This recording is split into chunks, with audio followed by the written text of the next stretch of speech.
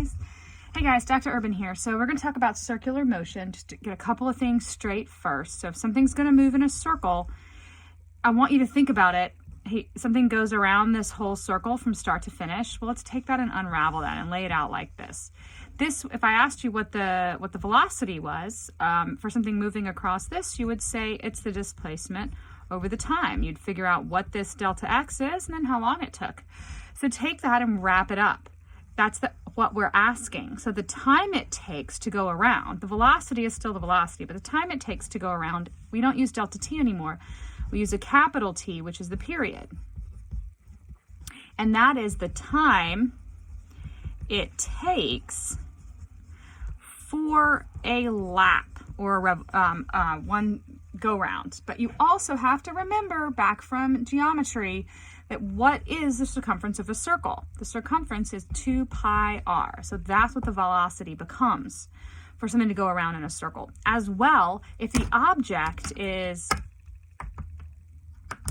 right here, then the instant we look at it, its velocity would be in that direction later on. Its velocity is going to be tangent here later on. Its velocity is tangent there.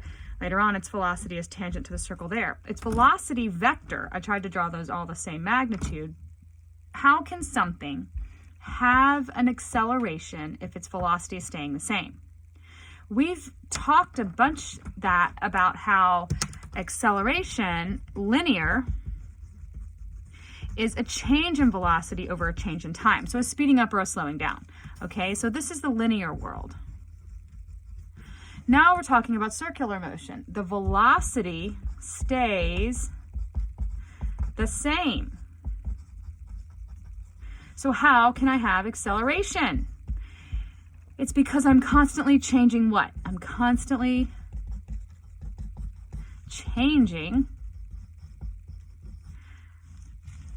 What would you call this?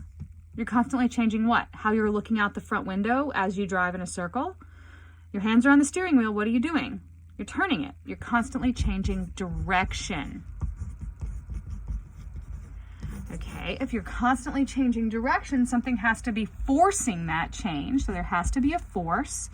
There is a force directed to the center of the circle from every one of these points around the whole thing, like almost like the spokes on a wheel. So we know there's some force directed to the center, and this isn't some new weird force we have to think up. If this is, say, a little, like one of the labs we usually use, is there's a stopper on a string. There's a string, here's a stopper, and you whirl it around above your head. Well, what holds a string? What holds something into a string? What do we call the force that's in a string? We call that tension. Okay, so it could be tension that holds this object and causes it to continue changing direction. Yes. What about if you were driving around a circle in your car? I'm not going to draw a car. You don't want me to do that. So if something is moving around this circle, it is not skidding out. It's continuing to go in this direction, so something must be holding it on. And at any instant, there's contact between the tires and the road. Okay, there is rolling friction, so the tire gripping as it turns, but there's also something keeping you from skidding out.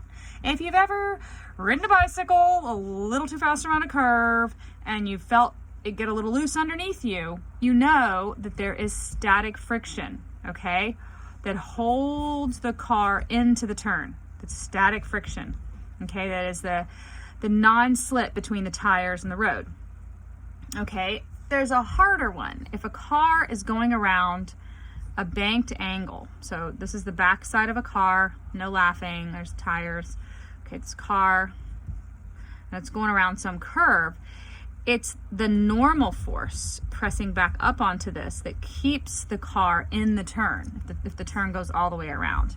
Okay, so those are the ones we're going to be dealing with. So we need to talk a little bit about connecting these things together. And so let's get a couple of things out of the way. So back to our original circle. If the period is the time it takes, that's going to be in units of seconds. Okay, that's the time for a lap. Okay, sometimes we use the term frequency, which is the inverse of period. It's 1 over the period, so it's the unit of 1 over seconds, which is the same thing as seconds to the negative 1. Excuse me. And so we know, taking this, that the velocity is a change in distance over time. If it's circular motion, that's 2 pi r over the period. The period is the inverse of the frequency, so velocity is also 2 pi r frequency. The scrolly F gets a little confusing, but it's frequency. And the brand new, so there are all these forces, okay? So we are going to sum forces like we did with Newton's second law, but now we're doing Newton's second law for circular motion. And that's going to be mass times acceleration, but it's not linear acceleration. Sorry, mass times acceleration. It's not going to be linear acceleration. This is going to be centripetal acceleration. What is centripetal acceleration? Centripetal acceleration is v squared over r. Oops, sorry, v squared over r. So there are a couple of ways to represent this. V squared over r, I can square this, put it over r. I can square this, put it over r. If I square this and put it over r, I get 2 pi r frequency. All of this is squared over r, so I lose 1 r, so I get 2 pi. The acceleration could be 2 pi frequency. All of that's still squared, and I have 1 r left over. Or I could do it off of this guy here. Okay, again, acceleration equals v squared over r. I square this and put it over r, and so it ends up being 2 pi over period squared times r, because one of the r's cancels out. Okay, so I could express it either way. You don't have to memorize this necessarily, or you need to know this. This just makes sense. It's a distance over time. Distance is the circumference over time being the period. The inverse of the period is frequency. So it's either 2 pi r over period or 2 pi r frequency here.